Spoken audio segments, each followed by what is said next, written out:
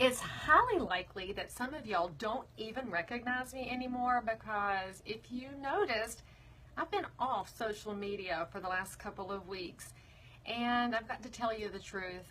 It's been amazing. It's been probably the best experience I've had with social media in ages, is not being on it.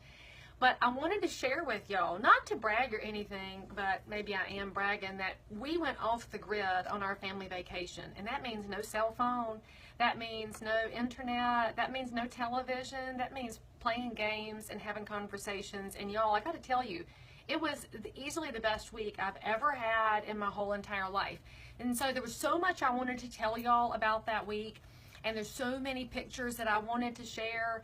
Oh, Lindsay, I'm so glad you mentioned my book. So see, look, my office is a hot mess because I'm digging out. And thank heavens, by the way, that I have the best team ever, because they managed all of my sales while I was gone, and my clients probably got better service than ever because my team is amazing. So Virginia, Leigh, Pia, Liz, Michelle, Amy, Tara, Wanda, Jen, and Denise, and I guess we could say Ryan too, even though he's Denise's son. I don't know him very well, but he says he's helping his mama. So anyway, you people are the most amazing ever. Anyway, I got to tell y'all about this week that I had up in the corner of Colorado. So we are 6 miles from the nearest paved road up at Black Mountain Ranch. And as soon as I finish the live, y'all can come back to the little words up at the top, and I'll put the link up in there. I just didn't do it yet because I don't do things in order because I'm a realtor.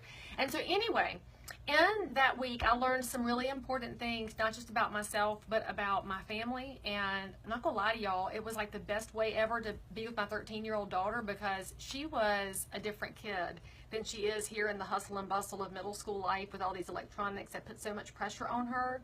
And it really does make me want to move out west. And so if y'all ever find out that I've bought 100 acres and have started my survivalist camp, don't doubt it, not one bit. So actually, if you are in Montana, Wyoming, Idaho, Utah, or South Dakota, we did go ahead and add Utah to the list, Utah friends, because you were so awesome to us as hosts this past week too. If you have information on large parcels of land that are available, you should probably send those to me sometime, because who knows? Who knows? You know, you just never know. And so anyway, the 15 lessons that I learned, if I made the video about all the 15 things, y'all, it would be a 30-minute broadcast. And some of y'all tell me that I ramble on too much, as it is, and I love you, even though you fuss at me about that.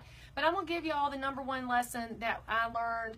And I had to remind myself of this, because if you're a good friend of mine, you know that I had like a low spot before I went on vacation. And this happens when you give nonstop and you don't slow down enough, and then you wind up getting on empty. And I think I hit empty on National Ethics Day, when I seriously poured my heart and soul out for our realtors and everything I could possibly do to try and help us out. And it totally beat me down. And I'm not usually a beat down kind of person, and so I had to recharge. So we had this lesson on the ranch where we have a horse for the whole week. Everybody has their own horse, and my horse's name was Outlaw. What? It was like the perfect assignment for me to have Outlaw as my horse, and so the picture you'll see me attach is me and Outlaw. So anyway, Timmy had this horse that dumped him on like day 3, right after he had gotten where they were in the same groove, and so he had a new horse. Well, the new horse was supposed to be super sweet, named Wyatt, but as it turns out, Wyatt was not having it that day. And Timmy was aggravated because, you know, we're not serious horse people. We are recreational horse people, and 12-year-olds take it personally when the horse doesn't behave, and you have to steer a horse and drive it all the time.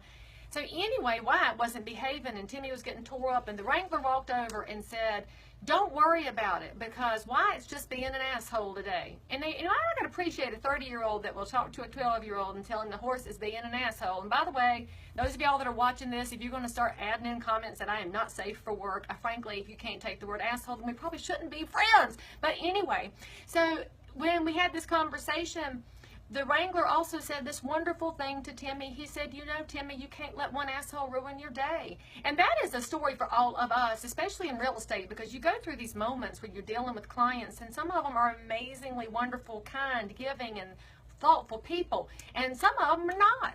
And sometimes y'all let that bad one ruin your day, and you let them get up under your skin and bother you. And I know this because I am guilty of it all the time. I know I act like I'm a big, tough, Iron Maiden, but I'm not that tough. I take it all personally, and those who know me best can attest to that.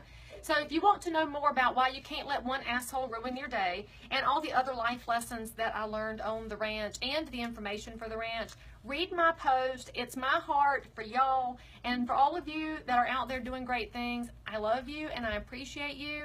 And I'm all good now. I'm full and lifted up. So do me one little thing for this wonderful Tuesday. Go lift up somebody that needs it right quick, because somebody needs you.